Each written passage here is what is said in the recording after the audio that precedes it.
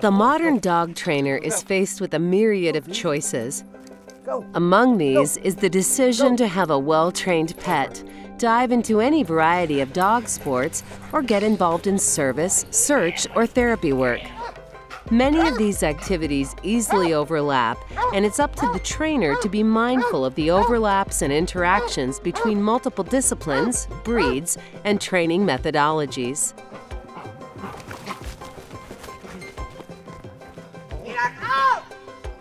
Training is a long process, and maintenance is ongoing.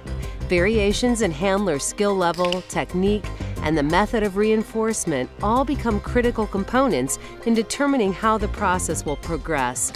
Because many breeds of dog are used for activities that run contrary to their original purpose, the well of instincts that are in their genetic code influence, to some degree, the method many owners choose to reinforce learned behaviors. All breeds, regardless of size, shape, drive type, and drive level, must eat. Because food is a primary reinforcer, that is, one that needs no conditioning to strengthen, its use is often viewed as bribery, considered unreliable, and in general a false economy when, in actuality, the exact opposite is true. The common misunderstandings about the use of food as a reinforcer, the types available, nutritional considerations, delivery, and overall theoretical application are all good reasons to give pause to anyone considering training a dog using food.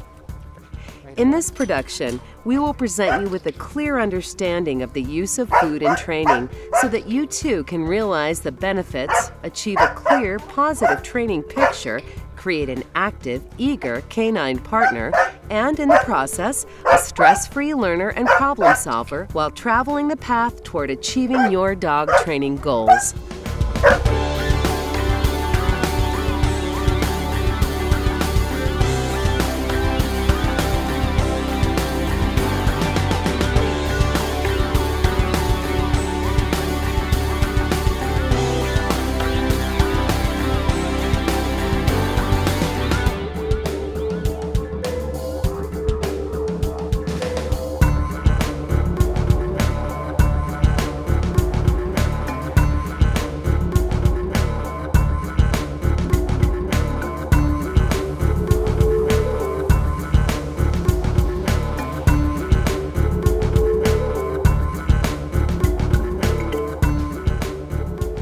It's widely accepted that reward-based approaches to learning produce the most reliable, durable, and memorable performances, and that the ability to isolate and communicate the details of desired behaviors accelerates the progression of learning. Even through acceptance of this, there is still misunderstanding about reinforcement types, basic terminology, and reward application. Because terminology is often misunderstood or misplaced on certain behaviors, some definition is required to clarify the playing field so that a discussion about training and reinforcement can be accurate, meaningful, and easily absorbed.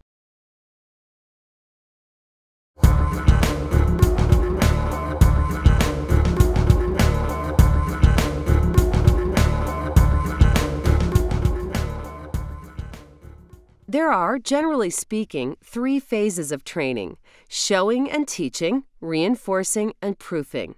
The showing and teaching phase is where the bulk of our work is done. It's the platform on which performance is built, where behaviors are shaped and sub-skills are assembled to form finished behaviors. The ability to keep the dog engaged, an active or proactive participant in the process, is paramount to a clean and fair transaction so that training can evolve and progression in building complex behaviors can occur. Because learning takes place most quickly and freely in a stress-free environment, the teaching phase should be positive, motivational, and fun for both the handler and dog. The environment should be neutral and distraction-free so that the bulk of interactions are behavior-based, with the handler helping facilitate and identify desired behaviors for the administration of rewards. In this phase, the dog is taught to focus on behavior, and through high repetition and lots of positive reinforcement, a work ethic is built and a lifelong approach to learning is established. In addition, the dog should begin working through some type of discrimination learning that has isolated correct behaviors and neutralized non-rewardable stimulus.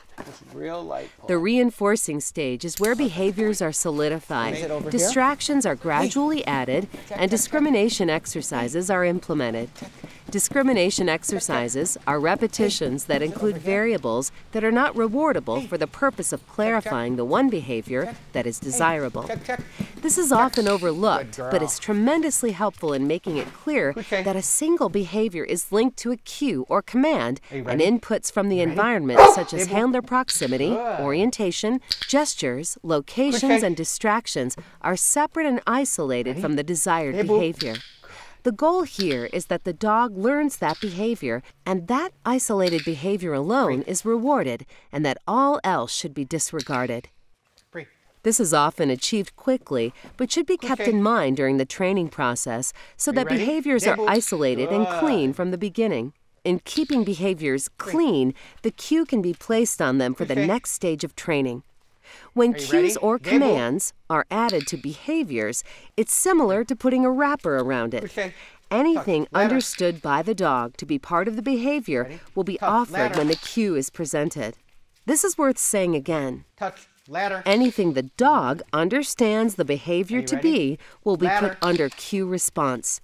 This is one of the reasons Dave utilizes prompting when shaping behaviors to avoid contaminating the formal cue with unwanted bits of behavior that will have to be trained away from. Then we move to the proofing stage, where a lot of people are afraid to go. The proofing stage. You know why you're afraid to go there? Because your dog looks like crap when we do that. But we need to go to the proofing stage. We need to go to the proofing stage so we can go into the AKC ring and, they say, this is your AKC novice. Are you ready? Yes, we're ready. While Mrs. Jones is, cock-a-doodle poo is like 10 feet away going, da, da, da, da, da, da, da, and you're trying to gain focus on your dog. That's the proofing stage. And you've seen that a million times, right? A lot, or here's a big one. Huh? The kid with the hot dog. The kid with the hot dog, the 3-year-old running rampant with the popcorn or the cotton candy, stuff's flying all over. Or how about this one? A couple, well, it's every time I do it. I'm at one of the world championships, maybe in Austria with, the Schutzen WUSB, and I'm trying to get in, I'm getting ready to do obedience, right? Our warm-up is in a soccer tunnel in a stadium. Meanwhile, there's a bratwurst stand right here with about 15 Germans drinking as much beer as they could drink, food flying everywhere, and I'm trying to warm my dog up and go out, for one of the biggest performances of my life, and I've got, the German crew here having Oktoberfest.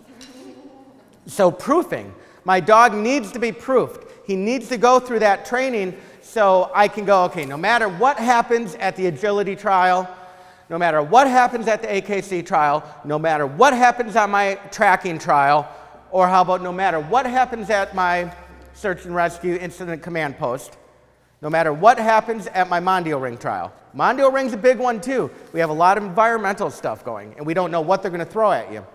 So we have to get to the proofing stage. And then people will go, hey, Dave, how long does that take? I don't know. Depends. Well, good point. Forever. You know why? Listen, a big thing that I have to deal with, because a lot of the dog sports I do are outside. What if I have to travel up to the north for a spring championship and it snows? I don't get snow that often down here. We just did have some, okay? And you know what I did on that one day it snowed? I went tracking.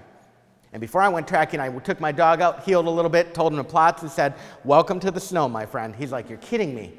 I got to put my testicles down on that? Absolutely, you have to. And it never ends because I don't know what the environment's going to throw at me. All I can do is try to proof as much as I can proof. For more information on how a cue is added to a behavior, how prompting is used as an intermediate step, or how to condition a secondary reinforcer, please view Canine Training Systems title, Training Through Pictures with Dave Croyer, Learning to Learn.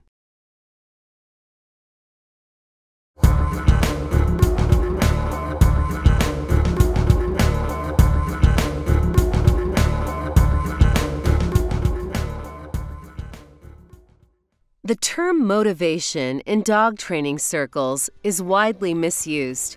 A motivator is simply a stimulus that elicits a response. The stimulus can be positive or negative, a reward or aversive. In regards to motivators in dog training, we generally speak in terms of a reward item, but motivation takes many forms through both active application and the cessation of application. For the purposes of this title, we'll deal with the active application of positive reinforcers. Primary reinforcers are based off of the biological needs of the animal or the dog, and just a few examples of that would be food. Canine Training Systems is the trendsetter in canine performance video.